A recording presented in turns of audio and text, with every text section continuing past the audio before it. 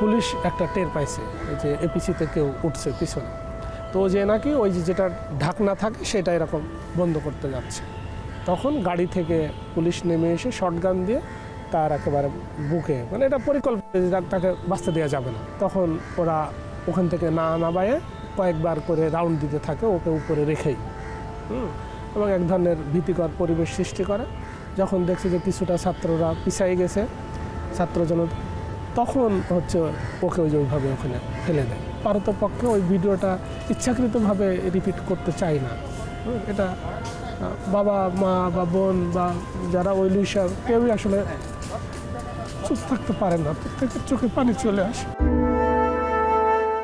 ওরা ভেবেছিল ইয়ামিনের ওপর গুলি করলেই দমে যাবে আন্দোলন, কিন্তু ইয়ামিনের সাথে পুলিশের এমন বর্বরতা দেখে ফুঁসে ওঠে ছাত্র জনতা। রাজপথে নেমে আসে লাখো ইয়ামিন। শুধু সাভারেই 18 জুলাই থেকে 5 আগস্ট পর্যন্ত শহীদ হন 50 মানুষ। জুলাই আগস্ট গণ অভ্যুত্থানে আরেক বেদনার উপাখ্যান হয়ে আছে সাভারের শ্রাবণ গাজী। সাভার ডেইরিতে এই শহীদের কবরের পাশেই আমাদের কথা হচ্ছিল তার মায়ের সঙ্গে।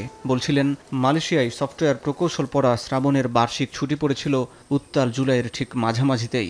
বিদেশে পড়াশোনা করা ওই যুবক ঘরেই থাকতে পারতেন, কিন্তু রক্তিম জুলাইয়ের আহ্বান তা হতে দেয়নি। পুরো জুলাই জুড়ে তো ছিলেনই, সামিল হয়েছিলেন অভ্যুত্থান দিনের শহীদি মিছিলে। কে জানে যে এত সুখের সংসারটা আমার একটা গুলির আঘাতে আবার শেষ হয়ে গেছে, সবকিছু আবার সব শেষ হয়ে গেছে। আমরা এখন ঘরের মধ্যে ভালো মতো থাকতে পারি না, যেদিকে তাকায় সেদিকে তো বসে থাকতো। মূলত 5 আগস্ট চরম ভয়ঙ্কর পরিস্থিতি তৈরি হয় ঢাকার এই প্রবেশ পথে। পুলিশের ব্যারিকেড ও মৃত্যু ভয় উপেক্ষা করে কয়েকশো মানুষ জড়ো হন জাহাঙ্গীরনগর বিশ্ববিদ্যালয়ে। শপথ নিয়ে ঢাকা অভিমুখে দ্রোহের যাত্রা শুরু হয় বেলা 11টার পর। শিক্ষক শিক্ষার্থীদের সঙ্গে অংশ নেয় অসংখ্য গার্মেন্টস শ্রমিক। বিপরীতে অস্ত্র গোলা বারুদ নিয়ে গণমানুষকে রুখে দিতে মরিয়া স্বৈরাচারের সহযোগীরা। প্রত্যেকটা এলাকায় মানুষজন অপেক্ষা করছে কখন জাহাঙ্গীরনগরের মিছিল আমার এলাকার সামনে দিয়ে যাবে, তখন সেখানে যুক্ত হব। তো যুক্ত হচ্ছে, তো এক পর্যায়ে আমরা হচ্ছে পাকিজা পর্যন্ত যাওয়ার পর ওইখানে অনবরত গুলিবর্ষণ শুরু হয়। দেখলাম যে আমার ঠিক এক হাত সামনে একটা ছেলে আসলে তার ঘাড়ে গুলি লাগে এবং সে ওখানে পড়ে যায়।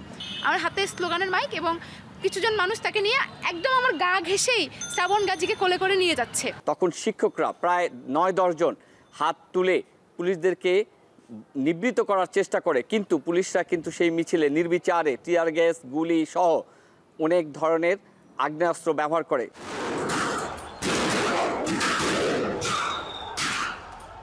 সেদিনই সাভারের আশুলিয়ায় ঘটে যায় হৃদয় বিদারক আরেক ঘটনা। পুলিশের গুলিতে প্রাণ হারানো 5 জন এবং গুরুতর আহত একজনকে ভ্যানে তুলে পুড়িয়ে ফেলা হয় পেট্রোল ঢেলে। বর্বরোচিত ঘটনার সাক্ষী হয় বিশ্ব।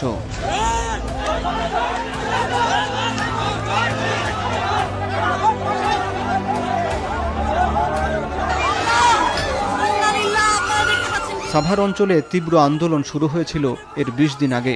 15 জুলাই সন্ধ্যায় জাহাঙ্গীরনগর বিশ্ববিদ্যালয়ে পূর্ব ঘোষিত মশাল মিছিলে হামলা করে ছাত্রলীগ। হামলার মুখে শিক্ষার্থীরা উপাচার্যের বাসভবনের সামনে অবস্থান নেন। পরে সেখানেও হামলা চালায় ছাত্রলীগ ও বহিরাগত অস্ত্রধারীরা। পরদিন শিক্ষার্থীরা একজোট হয়ে ক্যাম্পাস থেকে বিতাড়িত করে ছাত্রলীগকে। ছাত্রলীগ মুক্ত ক্যাম্পাস হিসাবে প্রথম নাম লেখায় জাহাঙ্গীরনগর।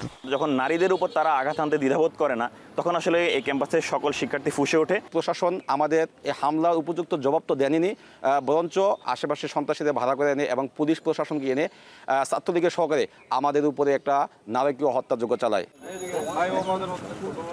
সম্প্রতি 15 জুলাইকে কাল রাত হিসাবে ঘোষণা করেছে বিশ্ববিদ্যালয় প্রশাসন। এক পর্যায়ে যখন গণ অভ্যুত্থানের 1 বছর পর নতুন বাংলাদেশ গড়ার কাঙ্ক্ষিত স্বপ্ন কতটা পূরণ হলো প্রশ্ন ছিল তাদের কাছে।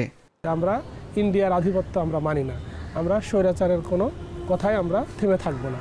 তো এই জায়গাটাতে আমরা সবাই একমত ছিলাম, কিন্তু এখন এই নির্বাচনের নামে এখানে কিন্তু এক ধরনের মেকানিজম হচ্ছে যে কীভাবে স্বৈরাচার আবার ফিরে আসতে পারে। ক্যাম্পাসের অর্থাৎ কর্তৃত্বমূলক যে জায়গাগুলো আছে সেখানে কিন্তু জাতীয়তাবাদী শিক্ষক সমিতির যারা ছিলেন এবং বিএনপিপন্থী যারা ছিলেন তারাই কিন্তু এখন গুরুত্বপূর্ণ পদগুলোতে অবস্থান নিয়েছেন।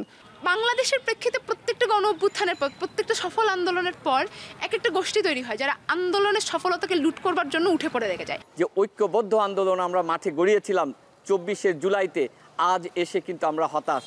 আমরা দেখতে পাচ্ছি অনৈক্যের সুর। যে এই শহীদদের যে স্বীকৃতি, যে জুলাই যে সনদ, কোনো কিছুই দিতেছে না। কিন্তু আমাদের সন্তানের বিচারকে আজ হইব তাও কোনোই নাই। হাসিব বিল্লাহ, এখন সাভার। টাইলক্স টয়লেট ক্লিনার, যার অ্যান্টিব্যাকটেরিয়াল এজেন্ট টয়লেটের কোনায় কোনায় পৌঁছে 99% জীবাণু ধ্বংস করে।